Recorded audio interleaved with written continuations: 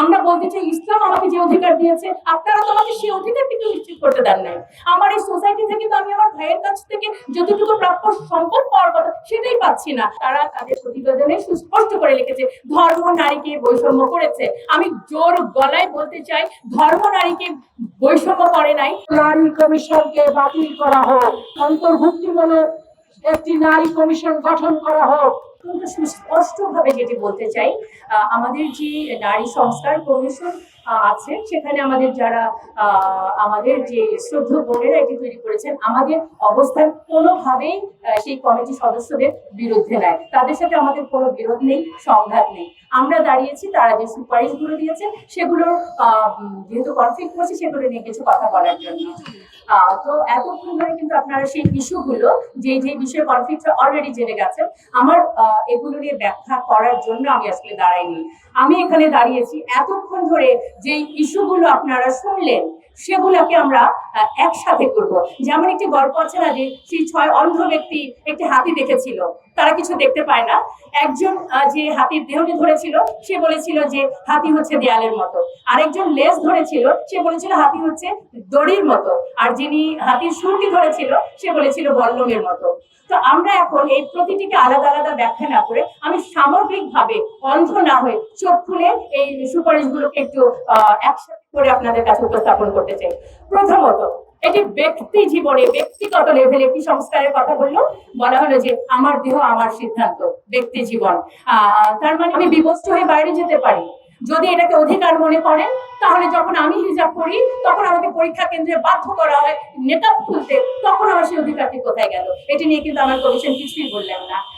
এবং এই ব্যক্তি জীবনের স্বেচ্ছাচারিতাটাকে তৈরি করার পর তারা হাত দিলেন পারিবারিক পর্যায়ে, সমাজের সবচেয়ে ক্ষুদ্রতম ইনস্টিটিউশন। কি হলো যে মানে পুরুষকে করা হলো আমার প্রতিপক্ষ, এবং আইডিয়াটাও কিন্তু সুন্দর, পুরুষের ক্ষমতা ভাঙবো, সম অধিকার আনবো। কেন আমাদেরকে পুরুষের প্রতিপক্ষ করে দিলেন? আমরা তো ক্ষমতা ভেঙে আনতে চাই নাই, আমরা তো একে অপরের পরিপূরক ছিলাম। এবং কি হলো, বলা হলো যে মেরিটাল রেপ একটি বিষয় যে শব্দটিকে এখনো বলা হচ্ছে, এবং আমি বিনয়ের সাথে বলছি ঘটনাটি কিন্তু সত্যি সত্যি সমাজে কোনো কোনো ক্ষেত্রে আছে। বিষয় হচ্ছে যারা এটি করছেন, যে পুরুষ এটি করছেন তিনি কিন্তু মানসিক বিকারগ্রস্ত, তার যেমন চিকিৎসা দরকার, এবং ফিজিক্যালি অ্যাসাল্ট যখন মহিলারা হয় তারা কিন্তু অবশ্যই নারী নির্যাতন মামলায় যেতেই পারেন। তাহলে ফৌজদারি মামলা কেন? একটা দাম্পত্য জীবন ধ্বংসের দিকে নেওয়ার জন্য এটা যথেষ্ট। এবার চলে আসি হচ্ছে যে শিক্ষা ব্যবস্থা।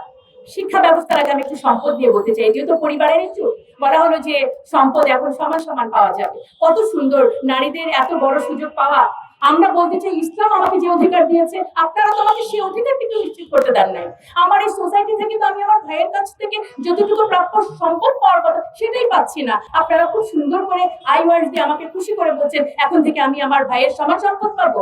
এই জায়গাটায় অবশ্যই বাস্তবিক ভাবে এটি কিন্তু আসা উচিত ছিল। যে বিষয়টি ক্লিয়ার করতে চাই, তারা তাদের প্রতিবেদনে সুস্পষ্ট করে লিখেছে ধর্ম নারীকে বৈষম্য করেছে। আমি জোর গলায় বলতে চাই ধর্ম নারীকে বৈষম্য করে নাই, ধর্মের প্রয়োগ নারীকে ভুলভাবে প্রয়োগ। আমার ধর্ম আমাকে বললো যে দেনমোহরের মাধ্যমে বিয়েটা হবে, আর আমার সমাজ আমাকে যৌতুকের মধ্যে ঠেলে দিল, এবং যৌতুক না দিলে শুধু বিবাহ বন্ধ না, গায়ের মধ্যে কেরোসিন ঢেলে আমাকে পুড়িয়ে দেওয়া হলো। তারপর এই মৃত্যুর জন্য আমার ধর্ম দায়ী নাকি আমার সমাজ? আমাদের কি চিন্তাটা করতে হবে। এবং দেখেন এই এটার মধ্যে হচ্ছে আরেকটা হচ্ছে পতিতাবৃত্তি, অলরেডি এটা নিয়ে অনেক কথা বলেছেন। এবং আপনি আমাকে আমার দাম্পত্য সম্পর্কের মধ্যে সংঘাত বাড়ালেন, আমার ভাই এবং আমার বাবার সাথে সম্পর্কে সংঘাত জড়ালেন, এবং পতিতাবৃত্তিকে করে দিলেন উন্মুক্ত। তখন এই যে কিছুক্ষণ আগে আমাদের আরো অন্যান্য বক্তারা বলেছেন, স্বামী তখন এই ফৌজদারি মামলা এড়ানোর জন্য কিন্তু যাচ্ছে কোথায়? পতিতালয়ে। কি করে একটি দেশের নাম পরিবর্তনের ব্যাপারে সুপারিশ করতে পারে? এটি কি তাদের আওতার মধ্যে পড়ে?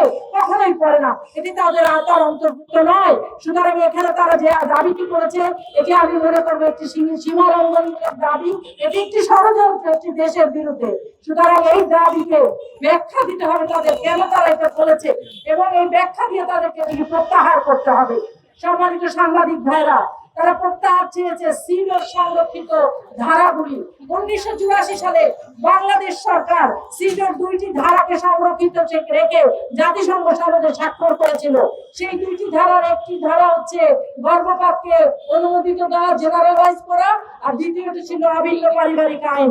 এই 2টি ধারা ইসলামের বিধান অনুযায়ী বাংলাদেশের জনগোষ্ঠীর জনগোষ্ঠীর আকাঙ্ক্ষা অনুযায়ী এটি গ্রহণযোগ্য নয়। সুতরাং সবশেষে বলতে চাই, জুলাইয়ের অভ্যুত্থানের এই রক্তক্ষয়ী আন্দোলনের পরে যে অন্তর্বর্তীকালীন সরকার গঠিত হয়েছিল, সেই নারীদেরকে এই 312 পৃষ্ঠার কোথাও তারা উল্লেখ করেনি, সেই শহীদদের প্রতি শ্রদ্ধা জ্ঞাপন করেনি, সেই আহত বোনদের ভাইদের প্রতি কৃতজ্ঞতা স্বীকার করেনি। এটি একটি, আমরা মনে করি, একটি উদ্ধত্যপূর্ণ আচরণ। এটি কখনোই গ্রহণযোগ্য নয়। যে আন্দোলনের রক্তের উপর দাঁড়িয়ে কমিশন গঠিত হয়েছে, সেই আন্দোলনের শহীদদের, আহতদের তারা স্মরণ করেনি, কৃতজ্ঞতা প্রকাশ করেনি, পাঠ্যপুস্তকে তাদেরকে অন্তর্ভুক্তির আবেদন করেনি। সুতরাং এই ধরনের অধ্যক্ষমূলক আচরণ অগ্রহণযোগ্য। তাই আমরা সবশেষে বলতে চাই, সাংবাদিক ভাই ও বোনেরা, নারী কমিশনকে বাতিল করা হোক, অন্তর্ভুক্তিমূলক একটি নারী কমিশন গঠন করা হোক এবং বাংলাদেশের জনমানবের আকাঙ্ক্ষা অনুযায়ী যে বিধানগুলি বিতর্কিত রয়েছে সেগুলিকে বাতিল করে ইসলাম এবং জনমানবের আকাঙ্ক্ষা অনুযায়ী একটি সুপারিশমালা তৈরি করা হোক এবং তারই ভিত্তিতে একটি সংশোধনের ব্যবস্থা নেওয়া হোক।